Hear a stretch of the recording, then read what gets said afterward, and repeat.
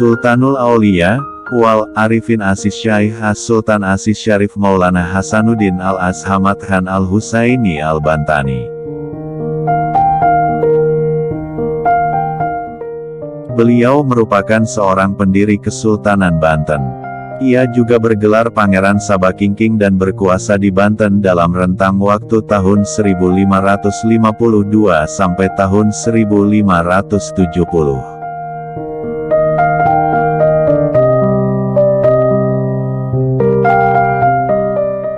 Sultan Maulana Hasanuddin lahir pada 1479, Cirebon. Meninggal 1570, Kesultanan Banten.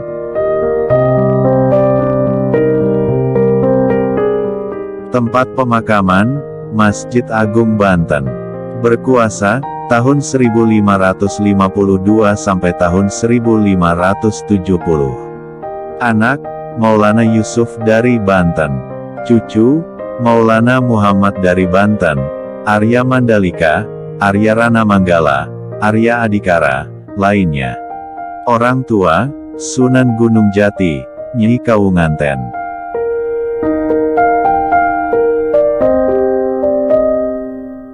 Maulana Hasanuddin adalah pendiri Kesultanan Banten, yang berkuasa pada tahun 1552 sampai tahun 1570 Masehi.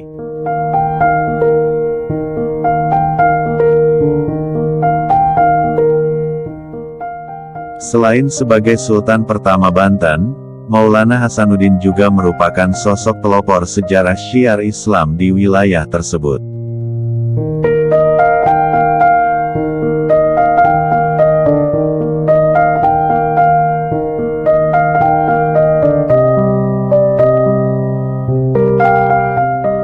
Dan hingga saat ini makam beliau selalu ramai dikunjungi oleh para peziarah dari setiap pelosok Nusantara.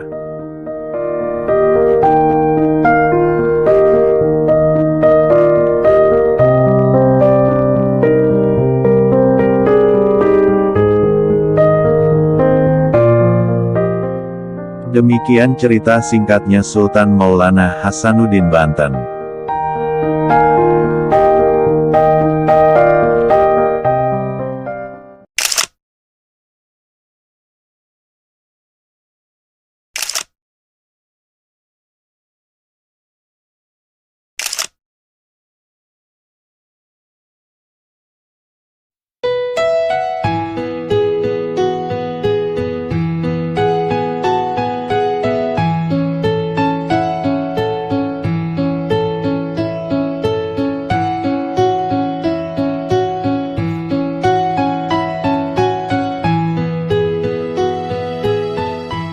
Syekh Maulana Maghribi yang makamnya terletak di Kampung Kumalirang Kelurahan Kabayan Kecamatan Pandeglang.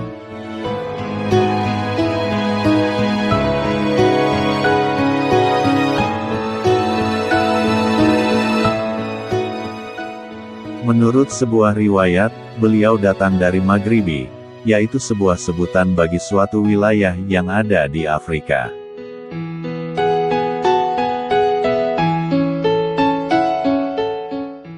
Mereka datang ke tanah Jawa dengan para wali yang lain secara berombongan dalam rangka syiar Islam. Nama Maghribi ini konon diambil dari daerah asalnya. Dikarenakan, setiap perorangan dari rombongan syekh-syekh itu mempunyai tugas ke daerah yang berbeda-beda.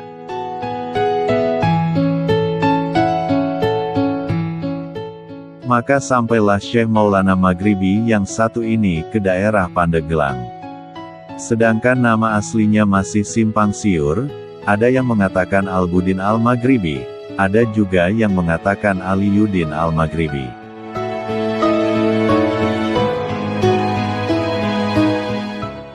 Menurut Habib Lutfi bin Yahya, Syekh Maulana Maghribi ini datang sebelum keberadaan Wali Songo. Syekh Maulana Maghribi Kumalirang ini adalah paman dari Sunan Ampel, yaitu salah satu tokoh dari Wali Songo.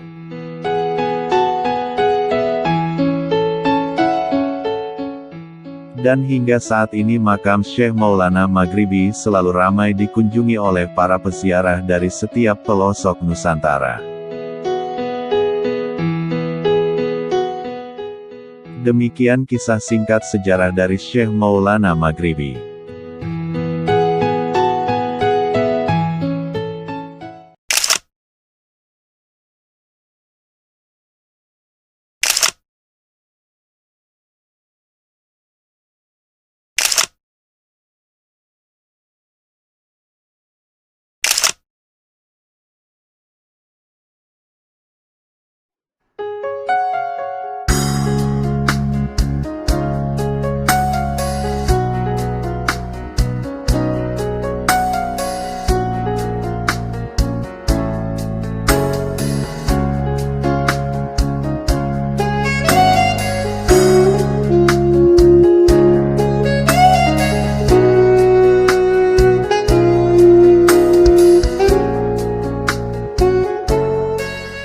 Nama asli Pangeran Jaga Lautan adalah Syekh Waliuddin.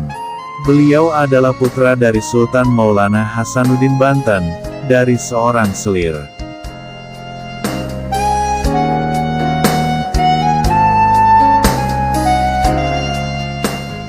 Syekh Maulana Hasanuddin mempunyai anak bernama Syekh Waliuddin, atau yang lebih akrab dikenal dengan sebutan Pangeran Jaga Lautan.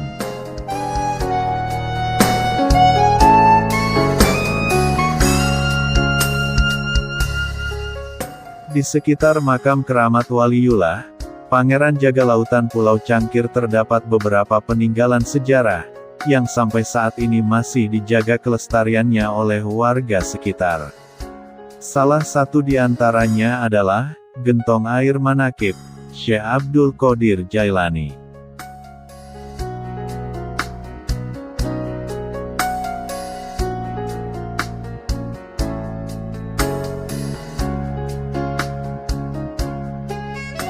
Seperti ayahnya, Pangeran Jaga Lautan juga seorang penyebar agama Islam di wilayah Banten.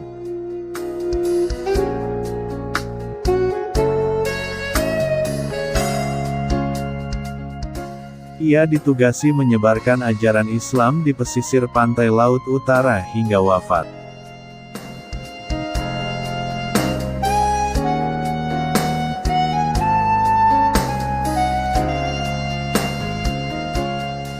Dan hingga saat ini, makam Pangeran Jaga Lautan atau Syekh Waliuddin, selalu ramai dikunjungi oleh para peziarah di setiap penjuru Nusantara.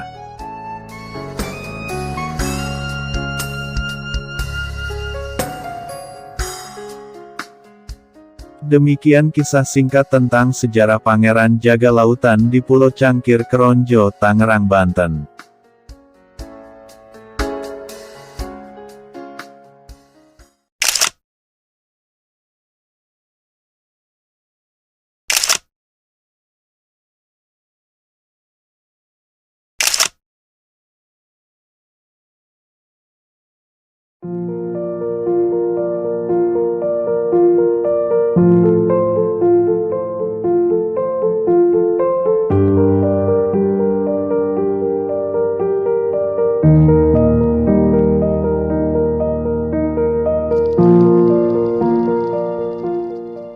Syekh Karan.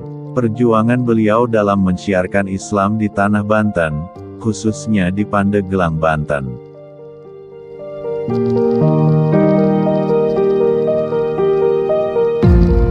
Syekh Karan dipercayai sebagai salah satu guru besar dalam mendidik para pangeran Sultan Banten, yang salah satunya Sultan Abdul Qohar atau Sultan Maulana Mansur Cikaduen.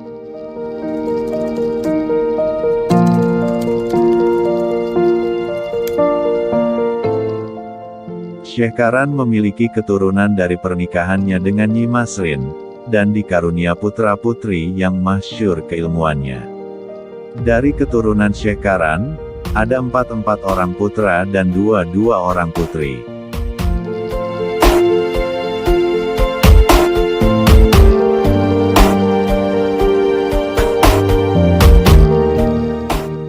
Empat putranya, Ki Rapali, Ki Emi, Ki Kati, Ki Mulut. 2 putrinya, Nyi Kalisa, dan Nyi Saninten. Salah satu putranya Ki Rapali, yang melegenda kesaktiannya di dunia ilmu kanuragan.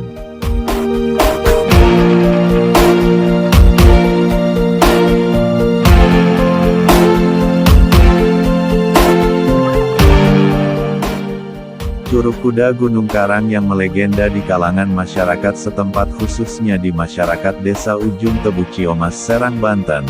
Karena lokasi Curug Kuda Kirapali tidak jauh dari Curug Sawer Ciomas yang berada di belakang Kampung Gunung Kencana Ciomas Serang Banten.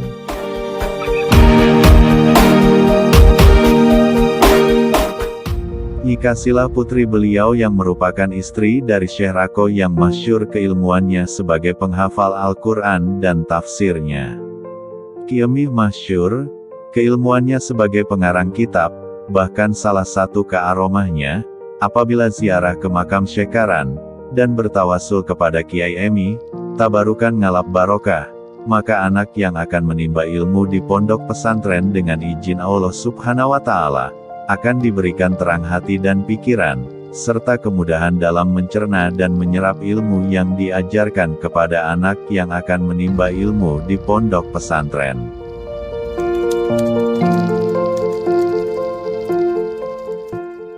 Rundayan Silsilah Kikaran, atau Syekh Karan. Syekh Karan bin Kikama, bin Kinata, bin Kisubi, bin Kisuba.